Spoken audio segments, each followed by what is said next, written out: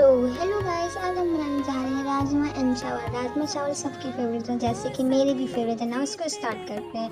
पहले हमने ऑयल में रख देंगे तेज पत्ता, उस पर अनियन, उसके बाद फिर ग्राइंड किया हुआ टमाटर, फिर हल्दी, फिर धनिया पाउडर, फिर गरम मसाला, फिर मीट मसाला एंड स्वाद अनुसार हम नमक लेंगे। मिक्स करेंगे। मिक्स करने के बाद फिर हम लगेंगे अदरक लहसुन का पेस्ट। रखने के बाद फिर उसके बाद रखेंगे हम राजमा बॉईल किया हुआ। उसके बाद जब बन जाए तो फिर रखेंगे। उसके बाद धनिया ना हो, ये रेडी है।